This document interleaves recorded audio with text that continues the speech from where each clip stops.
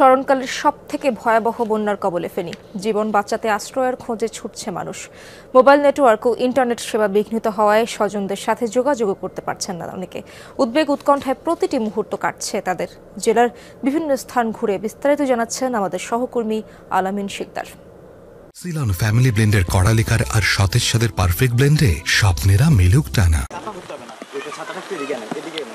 এটি ফেনী পৌরসভা অর্থাৎ শহরের প্রাণকেন্দ্র এবং সেই জায়গাটিতেই দেখা যাচ্ছে আমরা কোমর সমান পানিতে দাঁড়িয়ে রয়েছি এবং যতটুকু ভেতরে যাব ঠিক ততই পানির উচ্চতা বৃদ্ধি পাবে এবং এই এলাকাটির মতোই সাধারণ মানুষ অনেক ভোগান্তিতে রয়েছে। ফেনীর ফুলগাজী থেকে শুরু করে ছাগলনাইয়া এই সব উপজেলার প্রত্যেকটি ইউনিয়নের প্রতিটি গ্রাম এভাবেই পানিতে তলিয়ে গেছে এবং অনেক মানুষ তাদের শেষ সম্বলটুকু যতটুকু নিয়ে আসলে নিরাপদে সরে গেলে কিছুটা হলেও তারা বাঁচতে পারবে সেই সম্বলটুকু নিয়েই কিন্তু তারা ছুটছেন আশ্রয় কেন্দ্রের দিকে এবং দেখছেন একজন মা তার বাচ্চাকে ঠিক আগলে রেখে হেঁটে চলছে।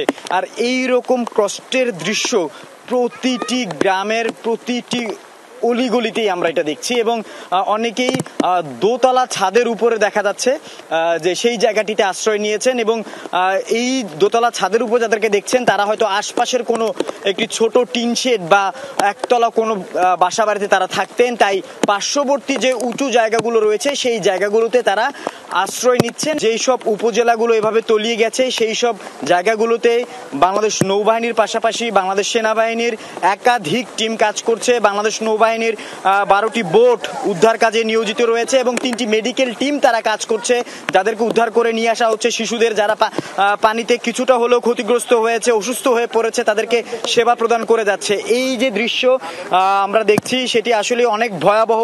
স্মরণকালে ফেনীতে এমন বন্যা কখনো কেউ দেখেননি বলে সাধারণ যে মানুষ রয়েছেন, ফেনীর বাসিন্দারা রয়েছেন, তারা আমাদেরকে এমনটাই জানিয়েছেন। আমার আত্মীয় স্বজন এখানে আটকে আছে, আমি ওদেরকে উদ্ধারের জন্য আসছিলাম আর কি, কিন্তু একটা নৌকা নিয়ে যদি যাইতে পারতাম তাহলে ওদেরকে উদ্ধার করতে পারতাম, কোনো নৌকা পাইতেছি না। আমি গতকাল থেকে আমার পরিবারের সাথে কোনো যোগাযোগ করতে পারি না এখন পর্যন্ত। আমার বাড়ি হলো পরশুরাম কলেজের পাশে আমার বাড়ি। গলা পর্যন্ত পানি উঠে গেছে, পরিস্থিতি খুবই খারাপ। সবাই আমাদের জন্য দোয়া করবেন, আমাদের জায়গায় যান বাঁচানোর চেষ্টা করেন আগে। তারা এখন শুধু নিরাপদ আশ্রয় চায়, বাঁচতে চায়, তাদেরকে উদ্ধার করা তারা দাবি জানিয়েছেন। এই জায়গাটিতে এখন মোবাইল নেটওয়ার্ক পাওয়াটাও অনেক কষ্টকর এবং শুধুমাত্র কয়েকটি মোবাইল অপারেটরের নেট পাওয়া যাচ্ছে, বাকিগুলো একেবারেই বন্ধ রয়েছে। কিছু কিছু গ্রাম বিদ্যুৎবিহীন, তাই সাধারণ মানুষ তারা নিরাপদ আশ্রয়ে যাওয়ার জন্য কন্ট্রোল রুমের সাথে যে যোগাযোগ সেটাও স্থাপন করতে পারছেন না। তাই একেবারে দুর্গম যে জায়গাগুলো, যেই গ্রামগুলো রয়েছে সেই গ্রামগুলোতে বোট নিয়ে উদ্ধার কাজ চালাচ্ছে বাংলাদেশ নৌবাহিনী এবং বাংলাদেশ সেনাবাহিনী, পাশাপাশি বাংলাদেশ কোস্টগার্ড, এবং সবাইকে নিরাপদ আশ্রয়ে নিয়ে আসার যে চেষ্টা সেই চেষ্টাটি চলছে। আল আমিন শিকদার, যমুনা নিউজ, ফেনী।